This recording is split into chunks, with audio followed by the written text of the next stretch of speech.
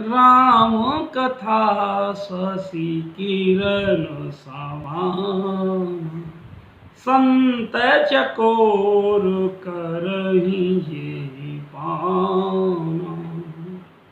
राम कथा सुंदर करतारी, संशय विहग उड़ावन हारी।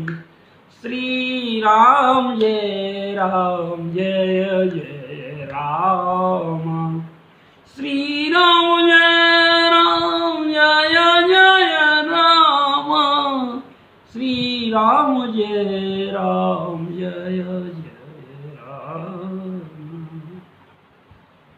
राम कथा के तेहि अधिकारी, जिनके सत्संगत अति प्यारी। श्री राम जय जय राम। तो प्रभु प्रेमी सज्जनों, बहुत शांति से श्रवण करने का ये विषय है। ये विषय ऐसा नहीं है कि जल्दी जल्दी में हम हाँ ठीक है, नहीं। ये हृदय की ग्रंथि को खोलने के लिए, जैसे डॉक्टर ऑपरेशन थिएटर में उस ऑपरेशन करने के लिए ले जाता है, ऐसे ही हमारा भक्ति, हमारे हृदय में जो जड़ चेतन की अज्ञानता की ग्रंथि लगी हुई हैं, जुड़ी हुई हैं, बंधी हुई हैं, उसको खोलने का काम करती है। लेकिन कब होगा? जब बार बार हम इन संतों की, आचार्यों की वाणी को एक बार नहीं 1000 बार सुनेंगे और शांति पूर्वक सुनेंगे।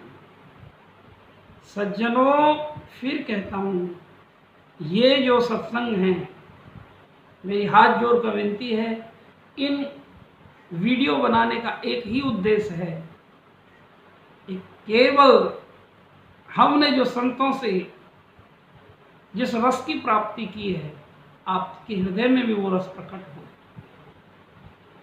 बहुत शांति से एकांत में बैठकर इन वीडियोस को सुनिए। और संत गारंटी लेते हैं, आपके जीवन में शांति आएगी, आपको भगवत प्राप्ति होगी और इसी जन्म में होगी। केवल एक काम करना है, आपको कुछ नहीं छोड़ना, बस पकड़ना है सत्संग, पकड़ना है हरि कथा और भगवान का नाम। कुछ छोड़ने की आवश्यकता नहीं, सब काम हो जाएगा, गारंटी है। ये कथा की वैचित्री होती है, तो इसलिए दूसरी भक्ति मम कथा प्रसंगा, भगवान की कथा को जब भी देखो, विज्ञान के माध्यम से सुनना बहुत अच्छी बात है, लेकिन कथा का पूर्ण फल संत सतगुरुदेव भगवान व्यास जी के सन्मुख बैठकर और उस कथा में जितनी भी आप पर सेवा बने, जिस भी सामर्थ्य आपकी है, भगवान श्रद्धा देखते हैं, इसकी श्रद्धा कैसी है। जैसे गिलहारी का एक उदाहरण है कि भगवान जब पुल का निर्माण कर रहे थे, तो एक गिलहारी बस वो समुद्र में गोता लगाकर और वहां आती थी, तो भगवान उसी पर रीझ गई थी, एक वो अपनी सेवा दे रही है। तो ऐसे ही हम उस गिलहरी की तरह एक भगवान के सच्चे सेवक बनकर, जो भी भगवान ने हमें जितना सामर्थ्य दिया है, हमें कथा सत्संग भगवान के ये धर्म के आयोजन में अपना तन मन धन जरूर समर्पित करना चाहिए। फिर देखना जीवन कितना सुंदर बनेगा।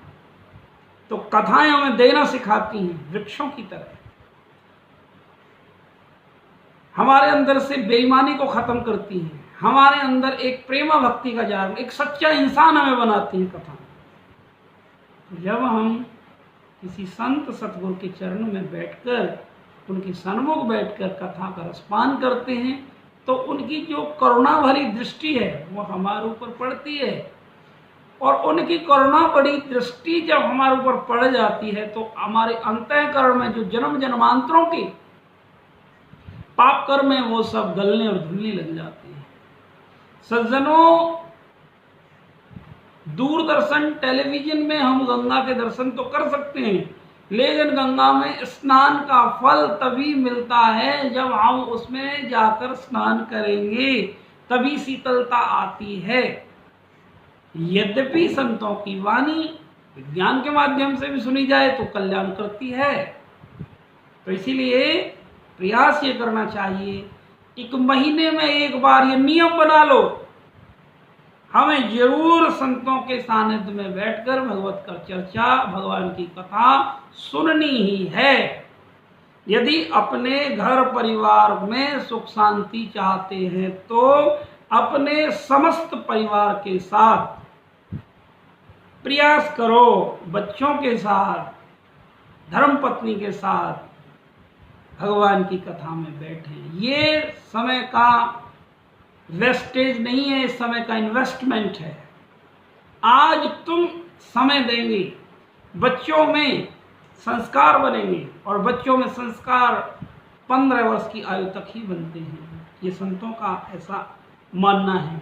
उसके बाद बहुत कम। तो बच्चों में भक्ति के संस्कार हमें जागृत करने हैं, तो उनको भगवान की कथा में लेकर आओ, सत्संग में लेकर आओ, उनको सेवा करने के लिए प्रेरित करो। एक बेटा यहाँ दरी बिछाओ, जल पिलाओ, दंडवत करो। आज हम अपनी संस्कृति को भूलते जा रहे हैं। तुलसी मैया को प्रणाम करो, हर घर में तुलसी मैया होनी चाहिए।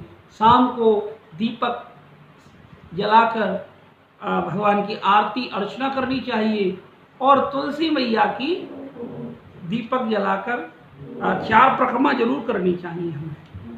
तो ये सब हमें कथा से ही सुनने को, श्रवण करने को मिलेगा। इससे होगा क्या, देखना जीवन में 1 साल के बाद तुम्हें इसका रिजल्ट मिल जाएगा। तो इसीलिए ऐसे अणु-परमाणु पॉजिटिव एनर्जी हमारी तुलसी मैया से निकलती है, जो घर का वातावरण एकदम पवित्र रखती है। जो नेगेटिव एनर्जीज हैं, भूत प्रेत बाधाएं हैं, ये हरिनाम स्मरण से, तुलसी मैया की परिक्रमा से, भगवान के नाम का जप करने से ये बाधाएं शांत हो जाती हैं। तो दूसरी रति मम कथा प्रसंगा, दूसरी रति मम कथा, रति होनी चाहिए कथा प्रसंग में। रति का मतलब एक उत्कंठा, एक भावपूर्ण स्थिति। ये नहीं बैठे मनोरंजन के, चलो ये भी अच्छा है, शुरुआत में कैसे भी आए, लेकिन कथा में रति होनी चाहिए। एकदम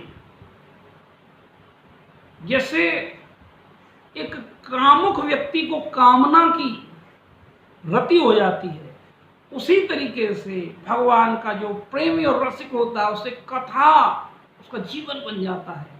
आनंद के झरने झरने लग जाते हैं। जब कोई भगवान का प्यारा, कोई महाप्रभु का कोई प्यारा भक्त भगवान की रसमयी प्रेम से भीगी हुई सतगुरुदेव भगवान के चरणों से निकलती हुई उस भगवान की कथा रूपी गंगा को जब उनके कर्ण रंध्रों के माध्यम से हृदय में जब पहुंचाता है कोई भक्त, तो जैसे ही वो गंगा कानों के माध्यम से वो कथा रूपी गंगा हृदय में पहुंचती है, तो प्रेम उसके हृदय की मजाई करने लगती है। और जब उसकी हृदय की मार्जन होता है, तो वो जितना भी गंदगी, कामनाओं की, दुर्गुणों की, जितनी भी गंदगी उसके अंदर, जन्म जन्मांतरों की वासनाओं की और छल की, कपट की, बेईमानी की, सब निकलने लगती है अस्त्र बिंदुओं के रूप में, और वो सारा खारा पानी बह जाता है।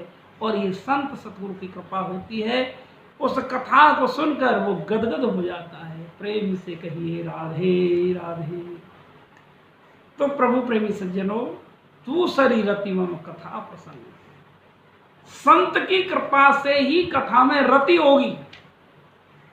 ये बार बार जब हम संतों के सानिध्य में जाएंगे, इसलिए प्रथम कहा उसे, दूसरी से कहा, नंबर 2 कहा है। नहीं तो ऐसे नहीं कहते कि पहली वो, दूसरी वो, तीसरी वो, नहीं। तो पहली सीढ़ी है संतों की शरणागति, संतों का आश्रय लेना, उसको अपना जीवन बना लेना। झुकना सिखाते हैं संत। संत जीवन की वास्तविकता से रूबरू करवाते हैं। दो बातों को सिखाते हैं हमको संत। एक दो बातों को भूल मत जो चाहे कल्याण, नारायण की मौत को दूसरे श्री भगवान। एक हमारी मृत्यु निश्चित है, किसके लिए पाप करें? क्या शमशान में राख का ढेर बनने के लिए बेईमानी करें? और भगवान ही इस संसार के मालिक हैं, हम कोई मालिक नहीं हैं। हम तो एक थोड़े समय के लिए इस दुनिया में आए। ये कथा से, संतों की कथा से ही हमें समझ आता है। और तब जीव भगवत भजन में लगता है।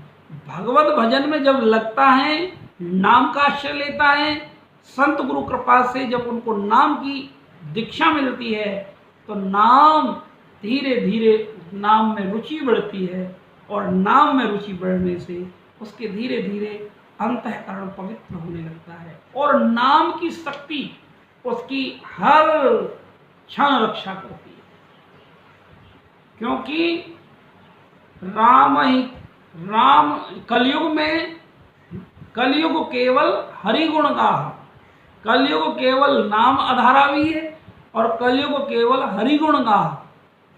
जितना कली काल में यहाँ ध्यान नहीं लग सकता, ये तो नाम का युग है। जितना हरि नाम जपेंगे, जितनी कथा सत्संग में बैठेंगे, देखो कथा और सत्संग में ये भी भजन ही है, नाम का अनंत गुना फल मिलता है।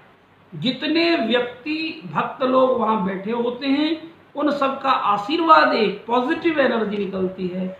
और उस कथा में बैठने से बहुत जल्दी जीव, बहुत जल्दी, शीघ्र अतिशीघ्र भगवत कृपा हो जाए और थोड़ा सा उसके अंदर समर्पण आ जाए, तो बहुत जल्दी भक्ति में आगे बढ़ जाता है। उसे एक आध साल भी नहीं लगता, बल्कि कुछ महीनों में ही, और बल्कि कुछ दिनों में ही वो बहुत जल्दी आगे बढ़ जाता है। ये बिल्कुल ऐसा नहीं है कि कई जन्मों का हिसाब किताब ना। जितनी तीव्र उत्कंठा हमारे हृदय में भगवान से मिलने की, भगवत दर्शन की, उतनी जल्दी जीव आगे बढ़ जाता है। तो संतों से हमें भगवत दर्शन की तीव्र उत्कंठा मिलती है, विवेक बुद्धि मिलती है।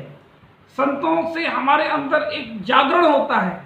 जो शक्तियां हमारी सोई हुई थी, संसार में अटकी और भटकी हुई थी, वो संत उनको, उनका दृष्टि मोड़कर, उनका रुख मोड़कर, उनकी दिशा मोड़कर उसको सतमार्ग पर लगा देते हैं। और ये केवल सतगुरुदेव भगवान कर सकते हैं। किसी में ऐसी सामर्थ्य है ही नहीं, ना किसी ग्रंथ में, ना कोई क्रियाकलाप में।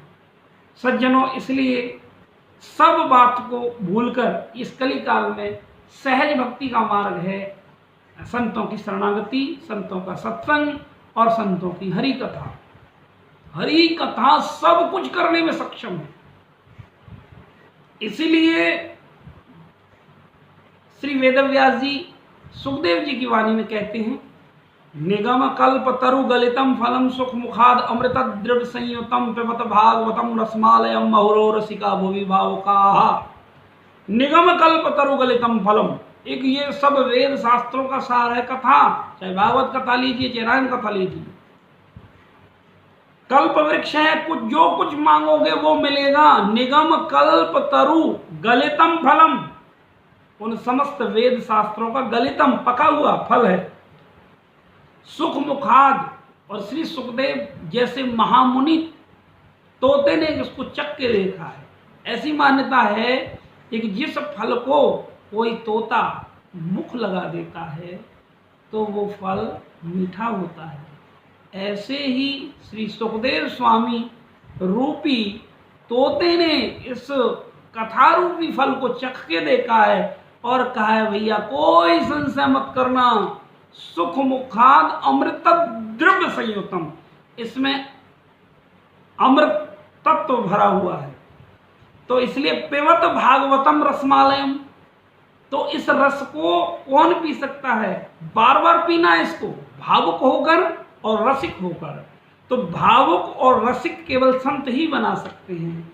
इसीलिए खूब संतों की शरणागति लो, और कितने ही बड़े पाप दुनिया में बन जाएं, संतों के चरणोदक लेकर, दो चीज ऐसी हैं बड़े से बड़े पाप को धो देती हैं। एक संतों का चरणामृत और एक संतों का उचिष्ट। उचिष्ट कहते हैं शीत प्रसादी, शीत प्रसादी कहते हैं संतों की झूठन। संतों की झूठन कथा भी होती है, सत्संग भी होता है। और जब दया करके संत घर पधारें या उनके आश्रम पर हमारा जाने का सौभाग्य हमें मिले तो जरूर उनकी शीत प्रसादी को ग्रहण करना चाहिए भावपूर्ण तरीके से कि आज हम पर संतों की कृपा हुई।